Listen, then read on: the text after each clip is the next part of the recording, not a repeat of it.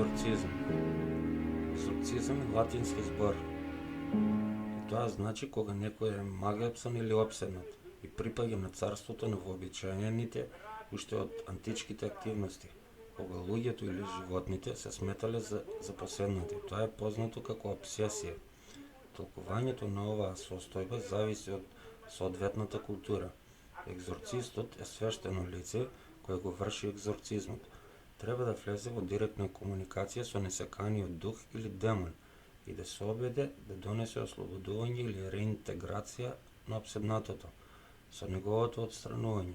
Однадвор, препознатлив облик на екзорцизам се движи од интелектуален диалог до молитва, во шаманизмот до танцување во состојба на транс. Во обидите за екзорцистички третман, тие и денес се представени меѓу свештеничките кругови.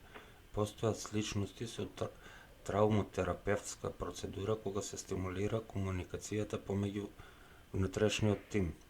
Сепак, на теоретскиот модел екзорцизам кој стои зад него нема никаква научна основа. Состојбата на човекот е исто така многу различна. Во психотравматологијата обично се диагностицира дисоцијативно нарушување на идентитетот или друго ментално расстройство.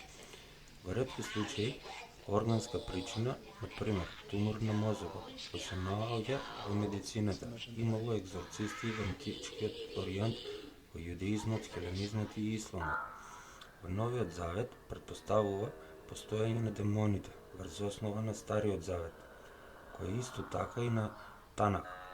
Во ет, тие се нарекуваат владетели на овој мрачен свет. За време на неговите екзорцизми Исус Христос во исто време најчесто лекува болести кои погодените луѓе ги претрпеле како резултат на обсесија.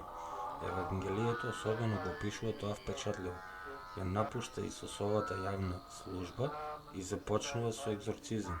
И отиде низ цела Галилеја, проповедаше по синагогите и ги истеруваше демоните. Исто така е објавено како Исус го истерува демонот или демонската легија на обседнат човек и на Исусовите апостоли.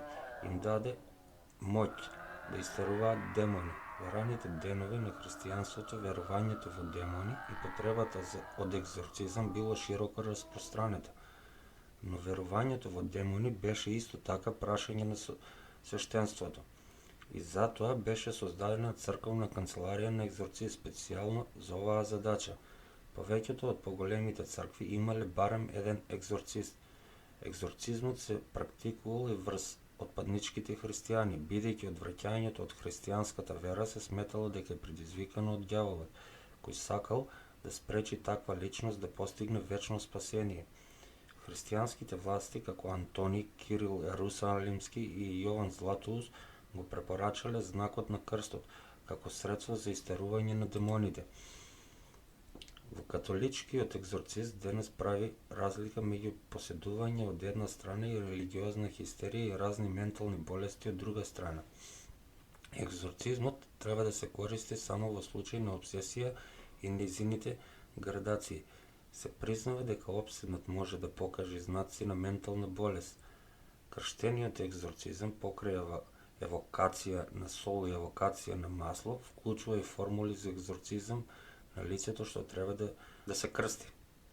Екзорцизмот на крштевање веќе има своји корени во раната црква, според кој лицето што треба да се крсти прво се ослободува од моќта на демоните, за потоа да се исповеда за моќта на Бога.